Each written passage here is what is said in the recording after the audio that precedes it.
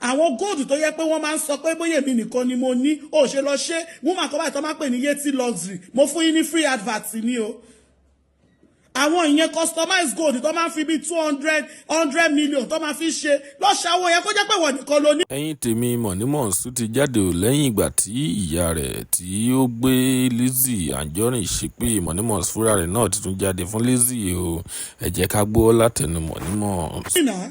ṣèbó lówó ni ẹ Lizzy olówó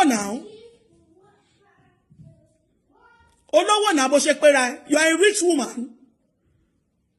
Why can't you do pendants, do earrings that you'll be the only one to have it? So no one will have it except you.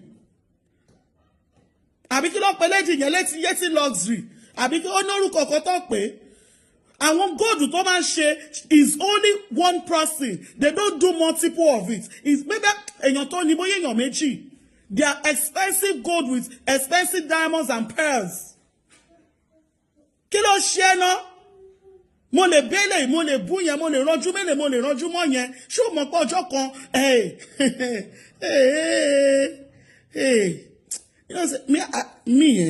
èmi máa ń sọ kankan. Wàláì, you know mad. O kò máa ṣépè ni. Ọlọ́run, o máa ṣépè. Wàláì, èpè. Òun ló máa ṣe. You're not mad. O sínwín. Ọlọ́run. Tó bá mọ èèyàn tó pè mí gangan, if you really know me, people wey know me go come your DM. I swear. But èmi ò ní brag pẹ̀lú nǹkan tí mo jẹ́ yẹn. Mo fẹ́ kó try mi wò. Oh, understand? Try me. Wàá rí mi wò bí ìran. Sórí ìwọ ajá yẹn. Ṣé wọ́n pé èní mo kọ̀ ní pé torí pọ̀ tó dé ni mo fi ní pé kíkọ̀ fi yẹn sọ̀rọ̀ sí ẹ. Ó kọ̀ lè dé, wàá máa ṣépè, wàá máa ṣe.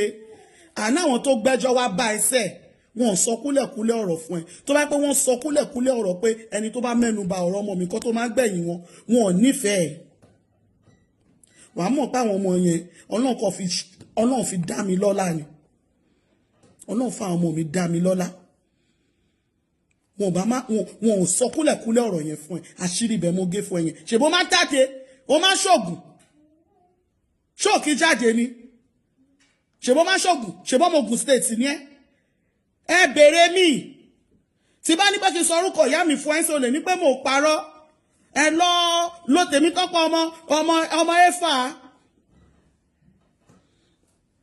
ẹ̀yin olórí burúkú dédé ẹ̀yin ìka ẹ̀dá tẹ́lẹ̀tẹ́lẹ̀ mo máa mú mọ́ pé ó ti ṣèkó tó dá fún Lizzy fa ó ti bọ̀m̀báàdì wọn tó ṣe dé kó bọ̀m̀báàdì wọn jọba bínú gbogbo wèrè tó ṣe látọjọ́ yìí sí ṣáwọn fámílì náà ló ṣe já fún I've never for once mo kàn máa ti bá post ẹ̀ mo máa ń sọ̀rọ̀ pé o mọ̀ kéèyàn kan fi cash cruise kéèyàn fi rẹ́rìn but this time around she gets on my nerve you people are so wicked ẹ jẹ́ kí mo ní tajà ẹ̀